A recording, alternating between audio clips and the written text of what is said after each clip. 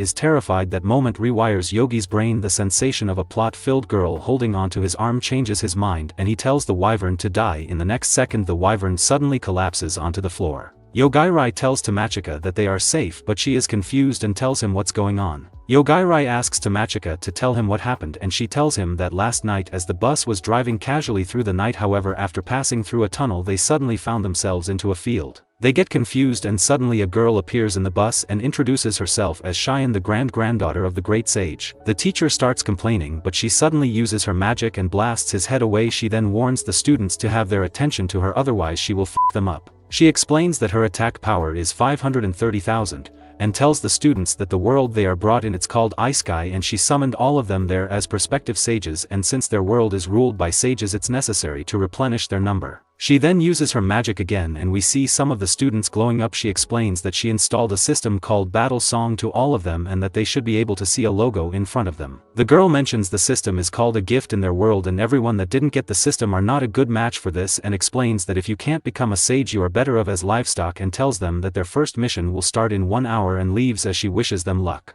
In their seat Mikochi tells Tamachika that the logo is showing the details of the mission and says that they will be fighting a dragon. Yazaki becomes the leader and asks everyone to show their stats and weaknesses. Tamachika realizes that only 4 of them doesn't have any abilities. The students with power start on going out of the bus but Yazaki won't let the 4 students come with them, claiming he is the general and can do whatever he wants, and breaks the chairs. He elucidates that this exemplifies the potency of a gift. Despite being level 1, he surpasses the strength of the 4 worthless humans. The other girl tells Yazaki that since they are strong they should protect them, however Yazaki replies that this is part of the plan and tells the girl beside him to raise their attractiveness so that the dragon will attack them while giving the rest a chance to escape from there, and Yazaki locks the door and leaves with the rest. They try to open it up but suddenly they hear a noise outside. Tamachika thinks it's a dragon when suddenly something crashes into the bus. The guy freaks out and Tamachika notices the girl was taken out. Tamachika inquires if Yogai had any involvement with the dragon, to which he responds that the dragon's demise was simply due to its own foolishness, resulting in a fatal crash.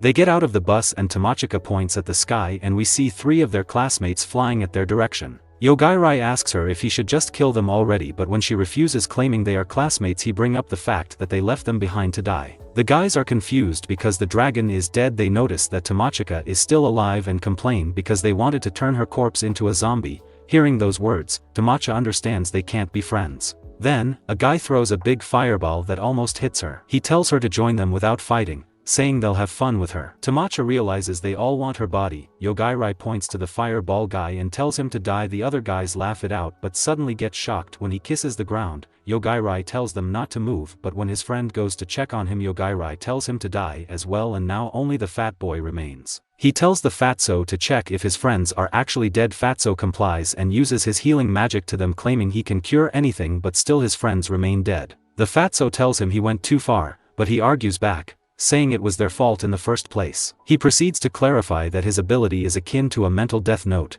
where he can simply think about who he wants to kill, and they die instantly. The fatso admits defeat and gets close to Yogai preparing an attack, but Yogai tells him to stop, saying that he has an ability to determine if there is any intent to kill him, and if combines these 2 the target will die just by having the intent to kill him. Yogai decides to kill him but fatso puts a slave collar on himself, claiming he will be his little dog. Yogai changes his mind and tells Fatso to go wait in the monster-filled forest instead. Before leaving, Fatso has to drop all his stuff and keep quiet about Yogai and Tamachika. Tamachika asks if this plan is okay. Yujiri says it's better because Fatso might betray them. Tamachika wonders if Yogai worries she might betray him too. Yogai isn't bothered because he chose to protect her. She blushes and asks why he did that, and Yogai admits that it's because of her well-plotted melons. She blushes more and gets mad, saying all men are the same. They manage to reach the nearby city where a cat girl named Mew then approaches them, saying she will help show them the place. However, they end up surrounded after Tamachika shopping spree and apologizes, mentioning Mew looked kind. The bandits reveal that sage candidates who have no power are perfect to beat up, and also they sell for plenty of money. We see Tamachika freaking out and warning them that Yogai is not weak but actually overpowered. The bandits don't believe her, but when Yogai uses his power to kill the ones in their back, this makes the bandit surprised. He starts killing the ones in front and also starts experimenting on holding back his killing power by just damaging some parts of their body. Miu tries to play the victim, asking for help as her little brothers are waiting for her to go home, yet Yogairai simply replies that's not a reason to steal and kill. Yogairai points his finger at them and tells them to die, however they are still alive and try to run away. Tamachika wonders if he let them go, but he mentions he didn't, and we see that their death was just waiting for them to hide. Yogairai tells Tamachika to get out of there, but they are stopped by some guards there. When asked about the situation, Yogairai fabricates a story, claiming they got lost and stumbled upon everyone dead on the floor. However, the guards see through the lie, having witnessed everyone suddenly collapsing out of nowhere as they were about to attack the duo. One of the guards employs his appraisal skill and discovers that neither Yogairai nor Tamachika possess any gifts, indicating they lack powers to harm them. The guard apologizes, likening his captain's behavior to that of an ordinary Karen. Yogairai inquires if the man knows of a place where they could spend the night. They take them into a huge mansion. Tamachika gets in her room and realizes that this is her first time getting separated by Yogairai. Suddenly something appears claiming she is her ancestor angel. Tamachika is puzzled, and the spectral figure Ir discloses that she manifested to aid her in this urgent situation. Tamachika queries why only now and not earlier, but the apparition explains she feared Yogairai might erase her. Tamachika inquires why the spirit has come to help her now. In essence, the spirit explains that Tamachika lacks a gift because she shielded her. This revelation infuriates Tamachika, who demands an explanation. However, the spirit clarifies that gifts can dictate one's life. Nonetheless, the spirit expresses satisfaction as she finally has an heir for her school of art. Tamachika disregards her remarks, expressing a desire to return to her world, albeit currently relying on Yogairai. The spirit becomes enthusiastic, citing this as the reason to teach her authentic martial arts. The next morning, they hop on a train, and Tama ancestor is still scared of Yogairai. Tama asks if he can see her ancestor, but he says he only saw her when Tama mentioned her. Suddenly, he shoves Tacha down, and there's a huge explosion that blows off the ceiling. A message tells everyone to stay put because there's a wise person fighting someone dangerous. They look around and see a massive robot, and Yogairai realizes is the aggressor. We see the sage launching several attacks at the big robot. Tama asks Yogairai why he's not killing them, but he mentions that he has some rules to his power, otherwise he will end up killing everyone who annoys him. She apologizes about her behavior. There is suddenly a big attack heading their way, but luckily the big robot takes his attack. The sage complains about the robot and uses a spell that makes all the passengers freeze, but Yogairai manages to save Tama. Yogairai asks the sage why did he attack them, and he tells them that since they are worthless they should just bow down like losers. This makes Yogairai pissed off, and we see the sage immediately falling down just like the rest of the garbages. Tama asks if he killed him, and he lets her know that he had a big reason to do so. The robot approaches them, mentioning he has no intention to fight. The robot wants to navigate with Yogairai, offering him whatever he wants. Tamacha notices that the robot seems scared of Yogairai, but our main character wonders if there's a way back to their world. The robot says it knows a way back to where it came from. Yogairai asks if they can tag along, but the robot refuses to take someone as dangerous as Yogairai to its world. It explains that this world is at a low level and going up needs a lot of energy and specific directions. Yogairai then asks the robot for advice on finding the energy and directions to get back to his world. Later that day, the guards find out about the sage beaten by Yogairai, and Xian talks to Lan, another sage. Lan is curious about Yogairai's power to cause instant death, but Xian says the sage is supposed to be resistant to instant death. Xian leaves, and Lane tells her assistant to go to Hanabusa City and find Yogairai and Tacha. Meanwhile, the two rest for the night in the woods, where Tacha's ancestor confesses she turned her underwear into a katana. They walk through the forest and arrive at the Hanabusa City, and Tamachika mentions that it looks just like Japan. She asks if he wants to hone his skills, but he tells her it's not necessary since he keeps killing enemies one after another just like bandits who headed their way. Tamachika worries his skills may be used a limited number of times when he gets tired, but he lets her know that getting tired let him use it as much as he wants, and this makes Tamachika surprised. They walk around and see a giant hotel, and Yoguri tells her that hotel will be their base for a while. When they get inside, they are approached by their classmate. He is glad to see her, and she asks why isn't he with the others. Takana replies he split with them because they're inefficient with their leveling. One maid girl close to him becomes jealous and threatens Tachibana, but Takana lets her know that they are only his classmates. They introduce themselves, and we learn that they are the bodyguards of that piece of garbage. Yoguri tells Tamachika that he was one of the students left behind with them and doesn't what kind of power he acquired to be so confident, but Tamachika replies that he has always been like this, like being popular and acting cocky. He suddenly offers Tamachika to be his next mistress,